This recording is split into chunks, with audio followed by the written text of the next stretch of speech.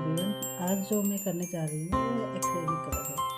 वैसे तो मैं कलर मीडियम ज़्यादा यूज़ करती हूँ, black and white come use करती हूँ क्योंकि मुझे कलर मीडियम ज़्यादा कंफर्टेबल होता है। आज जो मैं यूज़ करने जा रही हूँ एक्रेलिक कलर तो वैसे जल्दी हो जाते हैं, उसमें ड्राई भी जल्दी हो जाते हैं।